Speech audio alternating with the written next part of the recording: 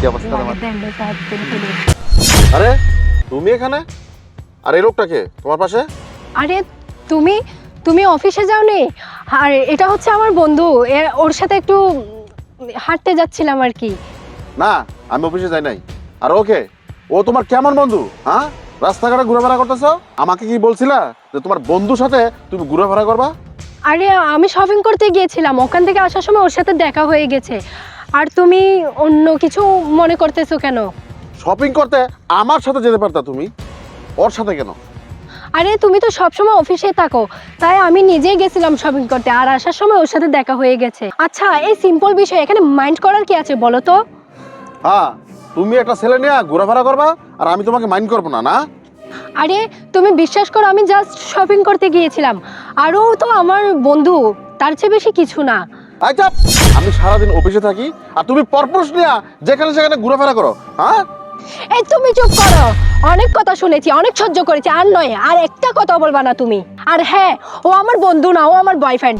আমি ওর সাথে সময় কাটাই, আর 2 দিন পরে আমি ওকে বিয়ে করব। তুমি নিজেকে নিজে প্রশ্ন করো, আমি কেন একটা পরপুরুষ নিয়ে হাঁটাহাঁটি করছি? তুমি সারাদিন অফিসে সময় দাও, বাহিরে সময় দাও, কখনো কি আমাকে একটু সময় দিয়েছিলা? তোমার কাছে আমার থেকেও টাকা পয়সা গাড়ি বাড়ির মূল্য বেশি, আমার মূল্য তোমার কাছে এক বিন্দুও নাই। আমি তোমার কাছে কি চেয়েছিলাম জানো? শুধু একটু ভালোবাসা, গাড়ি বাড়ি টাকা পয়সা এগুলো কিছু চাইনি আমি।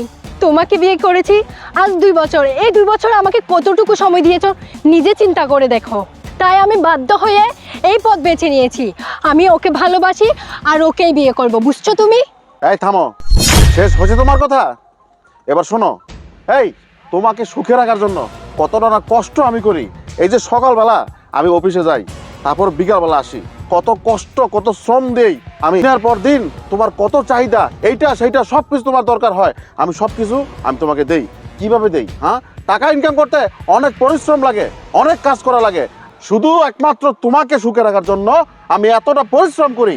আর তুমি কিনা আমাকে এই উপহার দিলা, সেই আমার স্ত্রী হয়ে তুমি অন্য একটা পরপুরুষের সাথে ঘোরাফেরা করতেছো। তোমার কি লজ্জা করে না? আবার বড় বড় কথা বলো।